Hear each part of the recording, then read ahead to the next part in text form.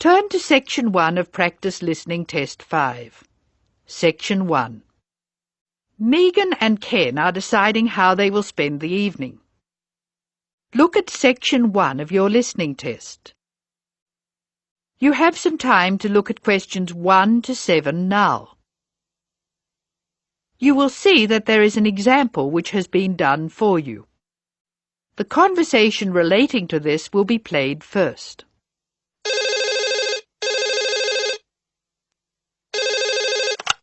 Hello, Megan speaking. Hello, Megan. Hello, Ken. I'm glad you called. Thomas asked me to give you his telephone number. Is that his office number or his home number? I can give you both. His new home number is 9452-3456. Would you like his office number? I think I have it. Does 97314322 sound right? That's it. But the home number is 9452-3456. He moved in last week. Good. I've got that. Now, what would you like to do? Thomas's home telephone number is 9452-3456, so letter C has been circled. Now we shall begin. You should answer the questions as you listen, because you will not hear the recording a second time. First, you have another chance to look at questions 1 to 7.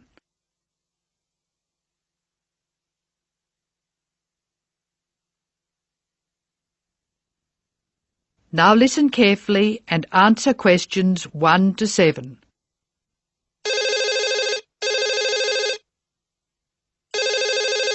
Hello, Megan speaking. Hello, Megan. Hello, Ken. I'm glad you called.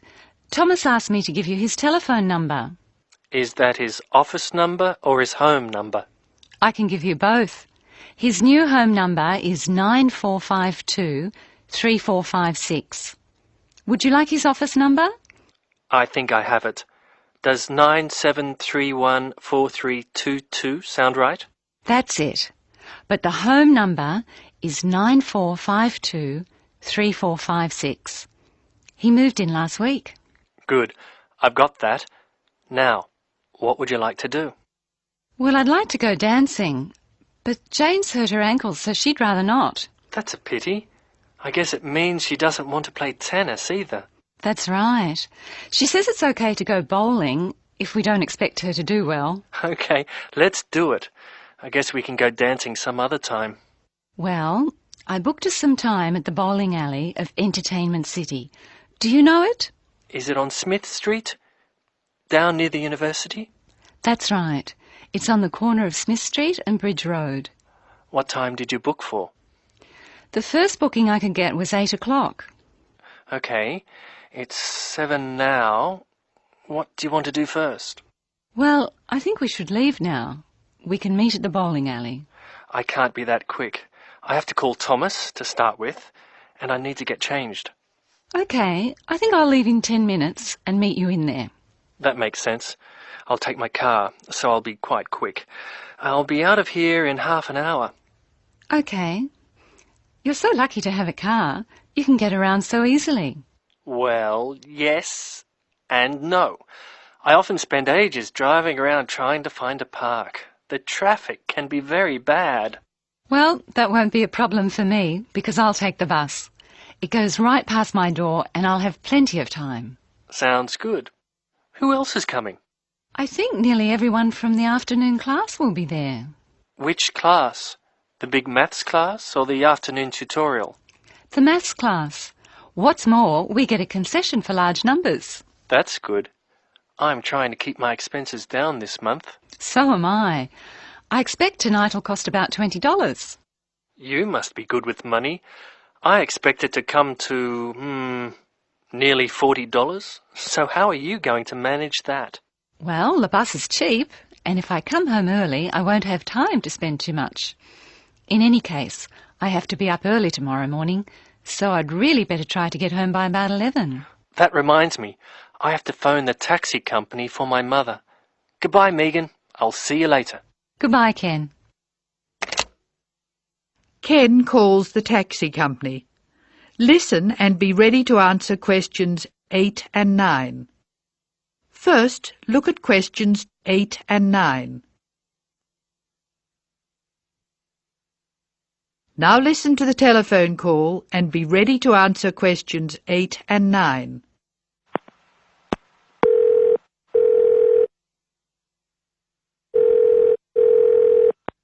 Thank you for calling Acme Cabs. Please follow the instructions on the tape. If you wish to order a cab now, press 1. If you have placed an order previously, press 2. If you wish to make an advance order, press 3. Please be ready to tell us your street number and name. If you wish to speak to the radio room supervisor, press 4. If you want to inquire about lost property, press 5. If you want to order a taxi equipped to carry wheelchairs, press 6. Your call is very important. Please stay on the line for the next available order taker. Hello, I think I left something in one of your cabs on Thursday. It was a brown paper package with an address written on it in green ink. Has anyone handed it in? That is the end of section 1. You now have some time to check your answers.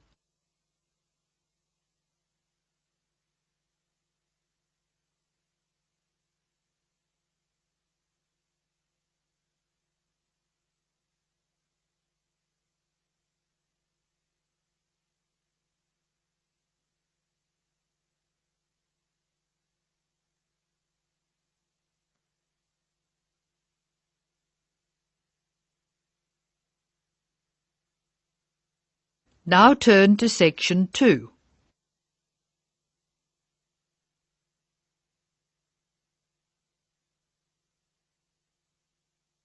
Section 2. You are going to hear some announcements made to a group of people who are planning a trip to Greece. First, look at questions 10 to 15.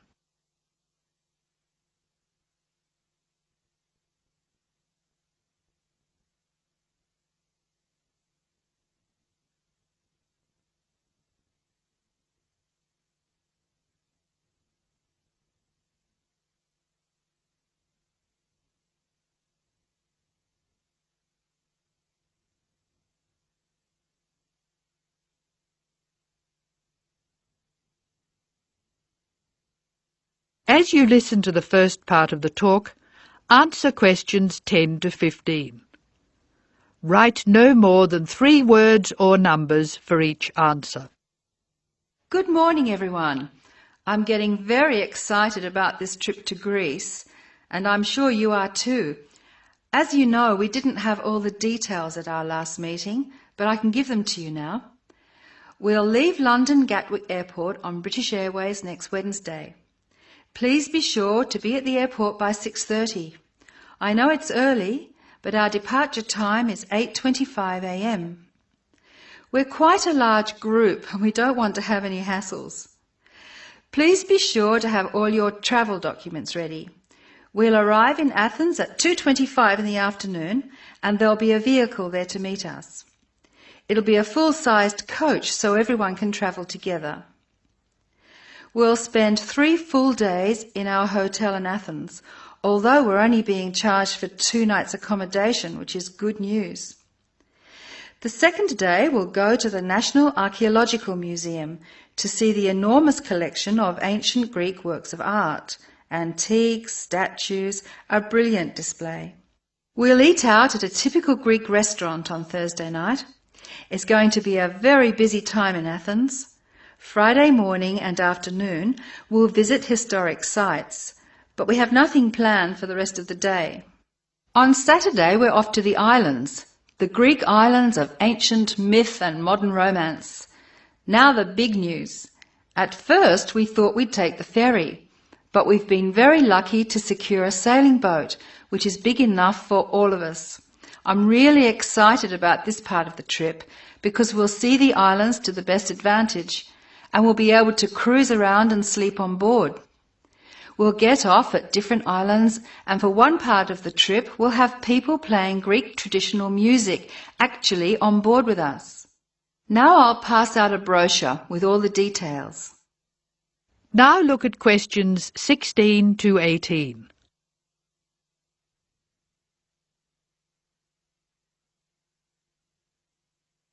As the talk continues, answer questions 16 to 18. A lot of work has gone into organising this tour, and I'd like to thank in particular the travel agent who got us a really good deal, and the people at the British Museum who offered us such good advice. Trips like this only happen because of the hard work of really expert people. As you know, we have planned a gathering for when we return. I have a list of things which the committee would like you to bring to the party. They are your pictures and something to eat for everyone to share. You are almost bound to have people ask what we have in common and why we're travelling as a group. I suppose the answer is that we're interested in learning about old societies and vanished cultures, and we all enjoy travelling. Of course we enjoy fine food too, but that's not as important. Now look at questions 19 and 20.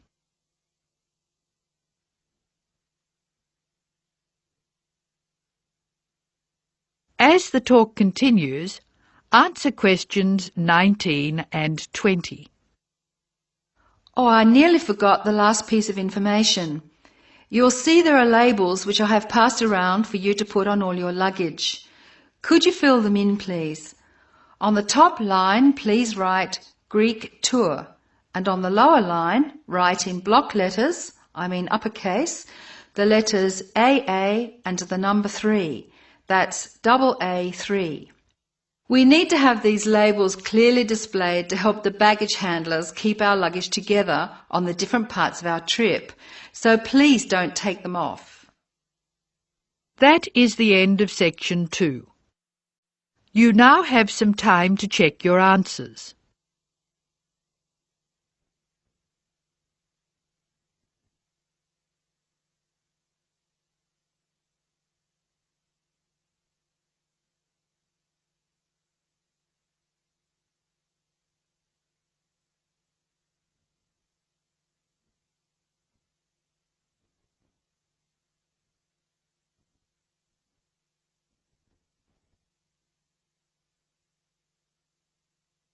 Now turn to section 3.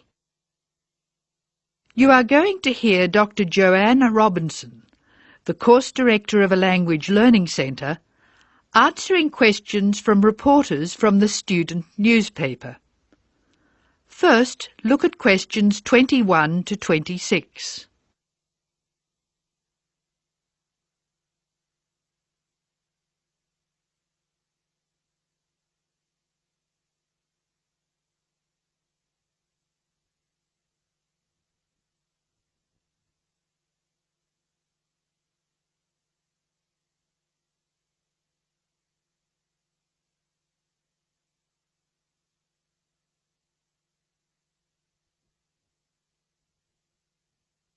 As you listen to the first part of the talk, answer questions 21 to 26.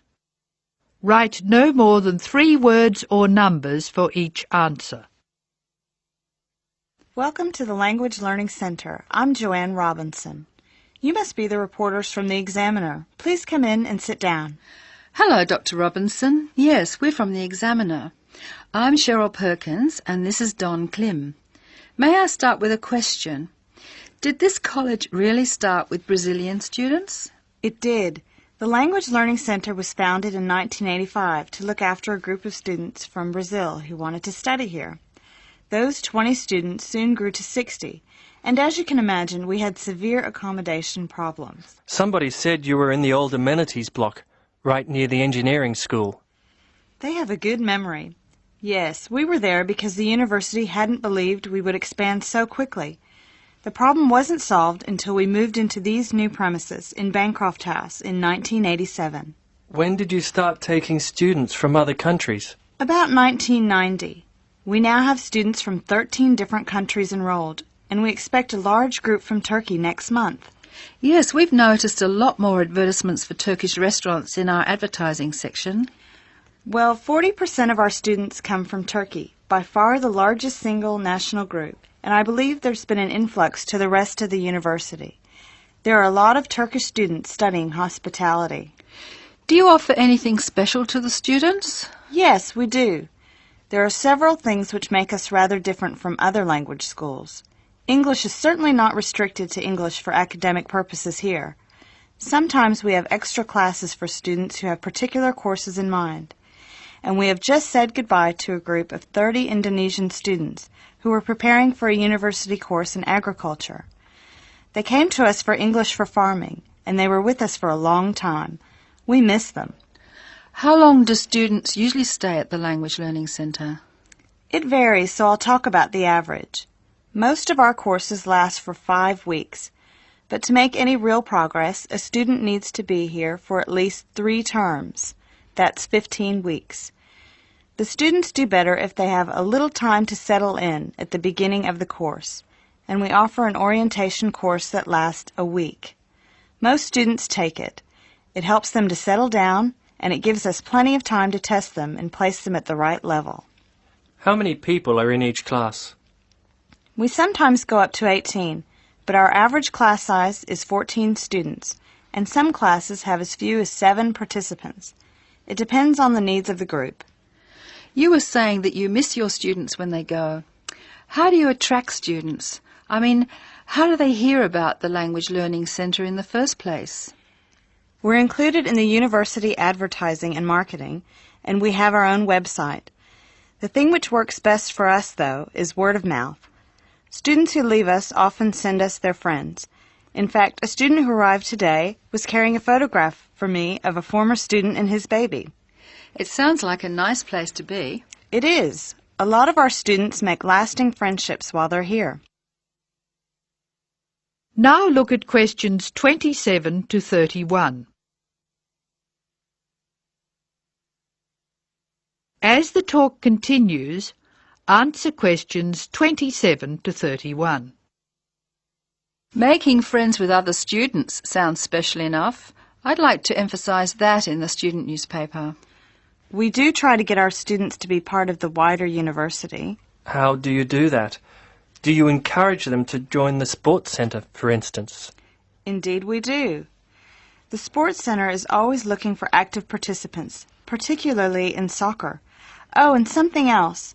You might like to mention that we don't teach just English here. I mean, we're a language center, not an English language center. You may learn Spanish, Mandarin, and Russian here, and we can sometimes offer other languages. This means we can have some students who are native speakers of those languages as conversation partners for English-speaking students. Who can do these courses? At this stage, any native speaker of English. What about the people who are learning English? Can they do a non-English language course? At this time, only if they've almost finished their English language course. You see, we try very hard to involve students who are native speakers of English as conversation leaders, and we encourage our students to join groups on the campus. For instance, if they enjoy music, there is an active jazz group available to everyone, and that's a lot of fun. On the other hand, elementary students can't go to the drama group. Their English just isn't ready for that sort of activity.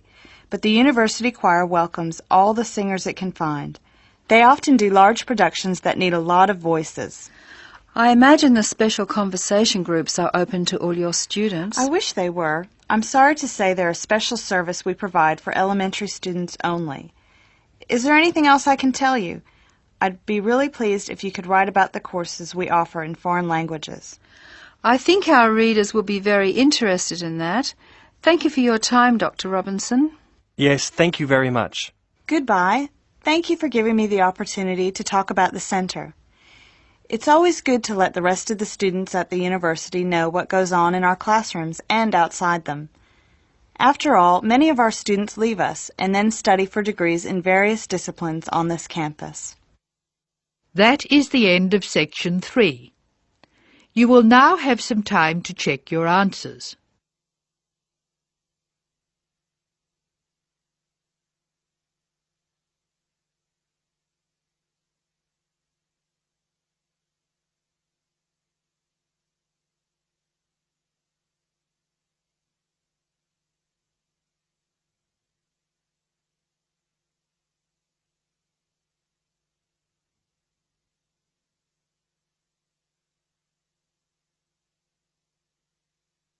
Now turn to Section 4. Section 4. You will hear a talk about the pitfalls and pleasures of being a postgraduate student.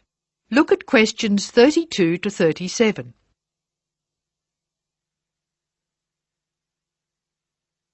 Listen to the speaker's advice and answer questions 32 to 37. Circle the correct letter.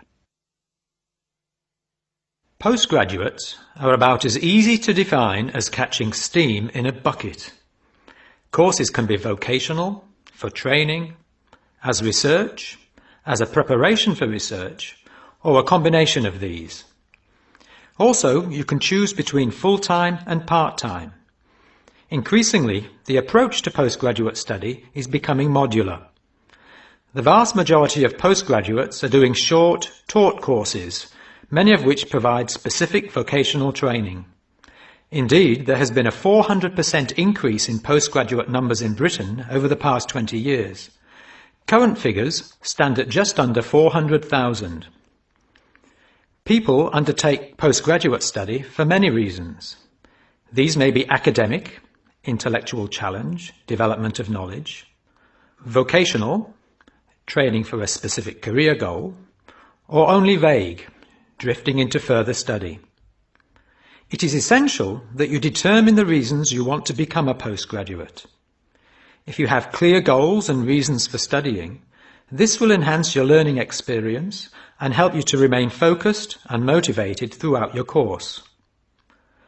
Where you study should be based on much more than the course you want to do. For some courses, you're likely to be there for several years, and it is important that you are happy living there. Check also what type of accommodation is available and whether the institution provides any housing specifically for postgraduates. Choosing an institution and department is a difficult process. To determine quality, do not rely on the reputation of an institution, but find out what the ratings are from the most recent assessment exercises. Find out about the staff, their reputation, competence, enthusiasm, and friendliness. Visit the department if possible and talk to existing postgraduates about their experience, satisfaction, comments and complaints. Be very careful to check how they feel about their supervisors. Also, check what facilities are available, both at an institutional level, for example libraries, laboratory and computing facilities, and in the department, for example study room, desk, photocopying, secretarial support, etc. Everyone will have their own priorities here. I am always anxious to check the computer support available and regard it as slightly more important than library access. Your working environment and the support available to you plays an essential part in making your work as a postgraduate a positive experience. Life as a postgraduate can be very different to your other experiences of education. Things that can distinguish your experience are the level of study, independence of working, intensity of the course, the demands on your time, and often the fact that you're older than the majority of students. These factors can contribute to making you feel isolated. However, there are several ways you can make sure that this is either short-lived or does not happen at all. Many student unions have postgraduate societies that organise social events and may also provide representation for postgraduates to both the student union and the institution. Departments can also help to create a sense of identity and community, and often have discussion groups available. Don't be afraid to talk to staff about any difficulties you might be having. Of course, universities provide counselling services, but we have found that the best advice comes from talking to other postgraduates who may have faced similar difficulties. Look at questions 38 to 40.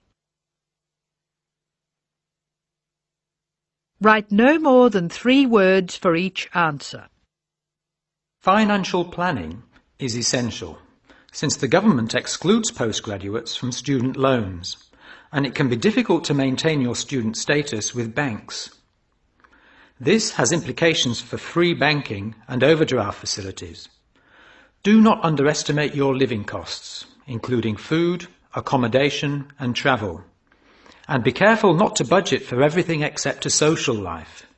Funding a course is one of the most challenging things people face when considering postgraduate study. Most postgraduate students finance themselves. They pay often very large fees to the institution and receive no maintenance income to support their study. Make sure you know exactly what your costs will be. Institutions often hide extra fees, like laboratory costs, behind the headline fee rate advertised. Funding can come from various sources: research councils, charities, trust funds, institutional scholarships, local education authorities, and professional bodies and organisations all offer various levels of funding. As I said before, the government excludes postgraduates from student loans, so it is essential you look to other sources. Career development loans are available from high street banks. The best advice on funding is to be proactive, persistent and patient. The postgraduate community in Britain is multinational, has a wide range of experience of life and work, and an exciting mix of goals, both career and academic. Being a postgraduate student should be a productive and fulfilling thing to do, and you will become part of a diverse and motivated social group. That is the end of section 4. You now have some time to check your answers.